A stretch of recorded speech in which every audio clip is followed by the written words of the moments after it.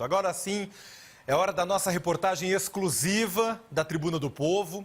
Nossa equipe teve acesso com exclusividade à perícia que investigou as causas daquele acidente onde houve o derramamento de ácido sulfônico em dois importantes rios de Joinville e que deixou praticamente nossa cidade toda sem água.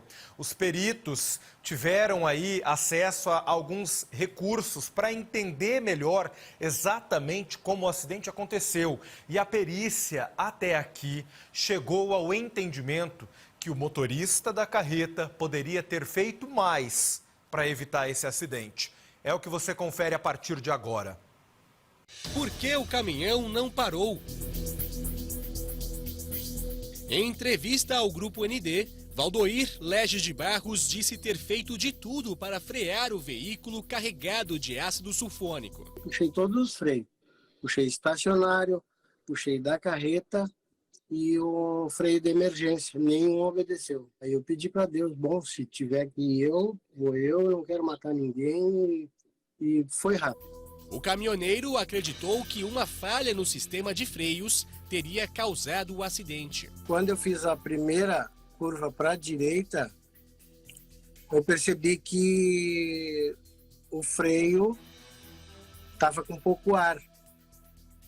Aí eu já não consegui diminuir a velocidade como eu queria. Poderia ter, talvez, furado algum cano, alguma coisa assim, e ele não se freou, né?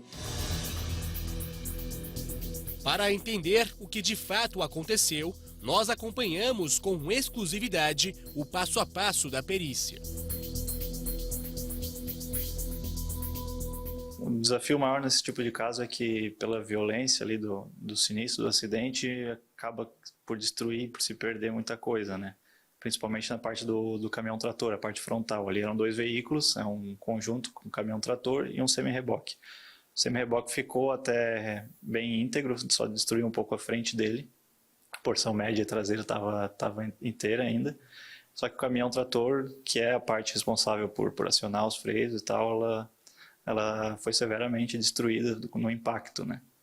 Então, aí nesse primeiro momento, durante a perícia toda, a gente, com auxílio de mão de obra ali, de especialista em atuar em freios, em borracharia, foi feita desmontagem de todas as rodas para verificar o estado dos componentes do sistema de freio do caminhão. Os peritos perceberam um problema com o tacógrafo, equipamento que monitora e capta a velocidade e a distância de um trajeto. No dia do acidente, os registros deles estavam apresentando comportamento anômalo, e isso a gente deu para identificar que 2 dias antes disso também tinha esse mesmo comportamento defeituoso, só que 4 dias antes, que foi o dia que foi feita a troca dos discos pelo motorista ali provavelmente, o equipamento estava funcionando adequadamente. Então, dias antes ali ele apresentou uma falha e impediu que a gente tivesse esse dado dos últimos deslocamentos e velocidades dele que fosse confiável, né? Então essa é uma primeira informação importante que a gente acabou perdendo por alguma falha do equipamento. Uma avaliação nas lonas de freio, no tambor e nos demais dispositivos do sistema concluiu que as peças não apresentavam desgaste ou quaisquer irregularidades. Contudo, foram constatadas características de superaquecimento de 2 rodas do caminhão. Isso acontece quando o freio normalmente é solicitado por um longo período, numa condição mais severa, né? É comum acontecer em descida de serra. Mas a mesma condição não foi vista nas rodas do lado direito. Então isso é um comportamento que não é esperado. Pelos exames que a gente fez, os componentes estavam em ordem, né? Não foi encontrado uma falha específica, mas pela destruição de vários outros componentes do sistema, a gente não tem como descartar que houve uma falha de acionamento. Chamou a atenção dos peritos que não havia marcas de frenagem no asfalto. Foi estudada a possibilidade do motorista não ter usado todos os recursos que ele tinha à disposição para frear o caminhão. Após uma análise aprofundada, um detalhe ganhou evidência: o estágio em que se encontrava o freio motor, dispositivo que ajuda na desaceleração e que auxilia muito o motorista de veículos pesados em áreas de declive. Ele é uma válvula que fica no escapamento acionada pelo painel através de botão. Essa resistência vai ser passada para a roda, ele vai limitar a velocidade do veículo. Claro que esse componente, se o veículo não tiver engrenado, por exemplo, em ponto morto, ele não vai ser útil. Esse freio motor, pela característica do veículo, ele trabalha com 3 posições, uma desligado, uma intermediária e outra a posição final. A gente verificou na cabine que o botão estava na posição intermediária. Então, possivelmente, ele ainda teria o recurso de usar o freio motor em sua plena capacidade, né? Em condições normais, se o veículo, mesmo carregado, usando do freio motor, utilizando uma marcha mais reduzida, esse sistema de auxiliar de frenagem consegue reduzir bastante a velocidade do veículo. Normalmente, o próprio freio motor e o câmbio vai segurando o veículo. A polícia científica não acredita que as condições de tempo e de sinalização na Serra Dona Francisca tenham sido um problema. A visibilidade era boa, pista seca, o local ali é muito bem sinalizado, desde as curvas anteriores tem vários alertas, né, sobre os perigos da serra, para a utilização de freio motor, limite de velocidade. Quanto à questão de sinalização, a rodovia ali está bem adequada. Laudos baseados neste vídeo ainda são aguardados para saber com mais precisão a velocidade em que estava o caminhão durante a descida. Eles devem ser concluídos em breve. O inquérito da Polícia Civil está em fase de conclusão. Já posso te dizer, adiantar, que nós alcançaremos uma terceira pessoa jurídica.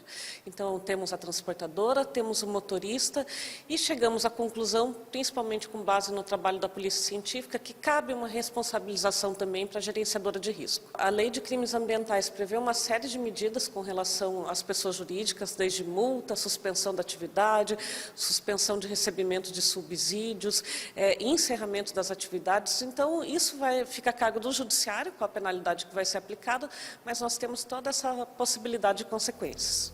Atividades relacionadas ao monitoramento desta região são realizadas com frequência, em razão da grande concentração de ácido sulfônico que contaminou o solo e o rio.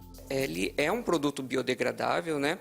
Porém, isso não significa que ele não acarrete problemas ao meio ambiente, né? Ele é uma substância que tende a permanecer ali em solo, né, até que seja lavado por águas de chuva. Então, a todo evento de chuva existe a possibilidade de uma nova quantidade de produto ser levado ao curso hídrico e ter aí a formação de espuma. Não tem como garantir que não vai mais ter problemas por conta desse derramamento, mas tem que ser feito o monitoramento, continuar o monitoramento, né, que a estação de tratamento faz, para garantir que a água chegue com segurança.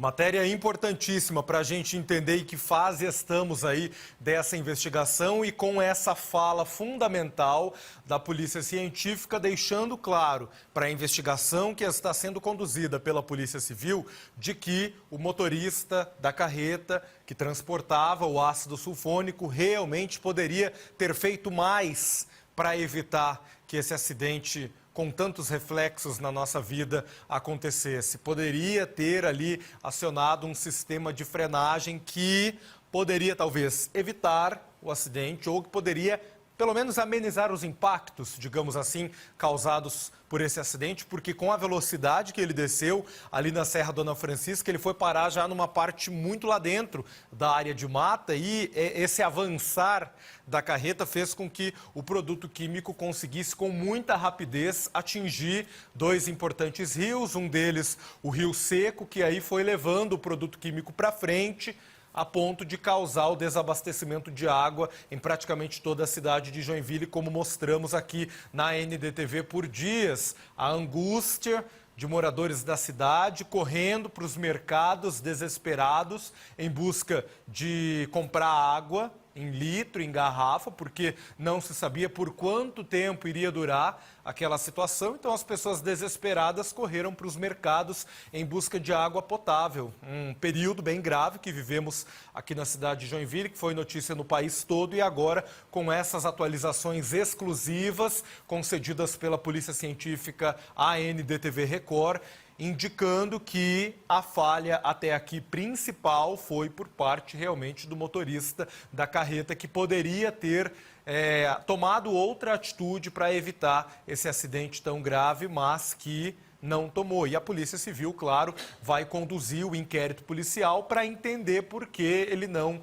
adotou essas medidas. Importante lembrarmos também que depois desse acidente, a Secretaria de Estado de Infraestrutura anunciou que de forma emergencial, está construindo, vai iniciar, melhor dizendo, a construção de 2 áreas de escape ali na Serra Dona Francisca, uma delas ali naquele ponto que houve o registro do acidente. A gente está acompanhando também passo a passo dessa ação adotada pela Secretaria de Estado de Infraestrutura.